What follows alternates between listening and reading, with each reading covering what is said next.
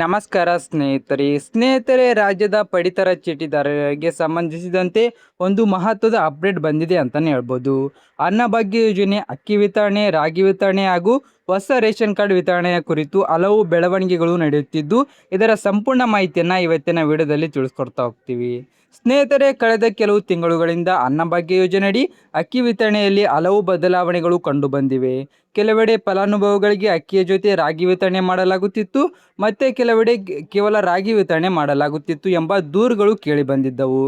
ಈ ವಿಚಾರವಾಗಿ ಅನೇಕ ಫಲಾನುಭವಿಗಳು ಅಸಮಾಧಾನ ವ್ಯಕ್ತಪಡಿಸಿದ್ದರು. ಇದೀಗ ಆಹಾರ ಮತ್ತು ನಾಗರಿಕ ಸರಬರಾಜು ಇಲಾಖೆಯು ಅಕ್ಕಿ ವಿತರಣೆಯ ಬಗ್ಗೆ ಮಹತ್ವದ ನಿರ್ಧಾರವನ್ನು ಕೈಗೊಳ್ಳುವ ಸಾಧ್ಯತೆ ಇದೆ ಎನ್ನುವ ವರದಿಗಳು ಪ್ರಕಟವಾಗಿವೆ. ಕೆಲವು ಮಾಧ್ಯಮಗಳ ವರದಿಗಳ ಪ್ರಕಾರ ಫಲಾನುಭವಿಗಳಿಗೆ ಸಂಪೂರ್ಣ ಪ್ರಮಾಣದ ಅಕ್ಕಿ ವಿತರಣೆ ಮಾಡುವ ಕುರಿತು ಸರ್ಕಾರ ಚಿಂತನೆ ನಡೆಸುತ್ತಿದೆ. ಅನ್ನಭಾಗ್ಯ ಯೋಜನೆಯ ಆರಂಭದಲ್ಲಿ ಪ್ರತಿ ವ್ಯಕ್ತಿಗೆ 10 ಕೆಜಿ ಆಹಾರ ಧಾನ್ಯ ಒದಗಿಸುವ ಉದ್ದೇಶವಿತ್ತು. ಆದರೆ ವಿವಿಧ ಕಾರಣಗಳಿಂದ ಕೆಲವು ಜಿಲ್ಲೆಗಳಲ್ಲಿ ರಾಗಿ ಹಾಗೂ ಅಕ್ಕಿಯ ಮಿಶ್ರ ವಿತರಣೆ ನಡೆದಿತ್ತು. ಇದೀಗ ಫಲಾನುಭವಿಗಳ ಬೇಡಿಕೆ ಹಾಗೂ ಸಾರ್ವಜನಿಕ ಅಭಿಪ್ರಾಯದ ಹಿನ್ನೆಲೆ ಸರ್ಕಾರ ಹೊಸ ವ್ಯವಸ್ಥೆ ಜಾರಿಗೆ ತರಬಹುದೆಂಬ ನಿರೀಕ್ಷೆ ಮೂಡಿದೆ.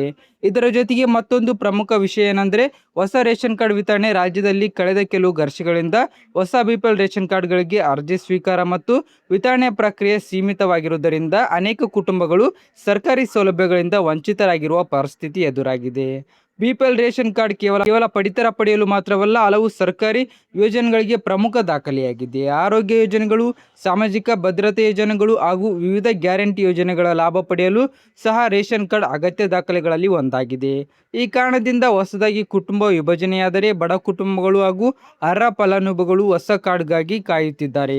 ಸರ್ಕಾರ ಶೀಘ್ರದಲ್ಲೇ ಹೊಸ ಅರ್ಜಿಗಳನ್ನು ಆಹ್ವಾನಿಸುವ ಸಾಧ್ಯತೆ ಇದೆ ಎಂದು ವರದಿಗಳು ತಿಳಿಸಿವೆ. ಆದರೆ ಈ ಕುರಿತು ಅಧಿಕೃತ ಪ್ರಕಟಣೆ ಇನ್ನೂ ಹೊರಬಂದಿಲ್ಲ. ಸ್ನೇಹಿತರೆ, ಯಾವುದೇ ಆದೇಶ, ಹೊಸ ರೇಷನ್ ಕಾರ್ಡ್ ವಿತರಣೆ ದಿನಾಂಕ ಅಥವಾ ಅನ್ನಭಾಗ್ಯ ಯೋಜನೆಗೆ ಸಂಬಂಧಿಸಿದಂತೆ ಅಧಿಕೃತ ಮಾಹಿತಿ ಪ್ರಕಟವಾದ ತಕ್ಷಣ ನಿಮಗೆ ತಿಳಿಸಲು ಪ್ರಯತ್ನ ಮಾಡುತ್ತೇವೆ. ರೇಷನ್ ಕಾರ್ಡ್, ಅನ್ನಭಾಗ್ಯ ಯೋಜನೆ, ಅಕ್ಕಿ ವಿತರಣೆ ಹಾಗೂ ಸರ್ಕಾರಿ ಯೋಜನೆಗಳ ಬಗ್ಗೆ ನಿಮ್ಮ ಅಭಿಪ್ರಾಯನ ಕಮೆಂಟ್ ಮೂಲಕ ತಿಳಿಸಿ. ವಿಡಿಯೋ ಇಷ್ಟ ಲೈಕ್ ಮಾಡಿ, ನಮ್ಮ ಚಾನೆಲ್ನ ಸಬ್ಸ್ಕ್ರೈಬ್ ಮಾಡಿ.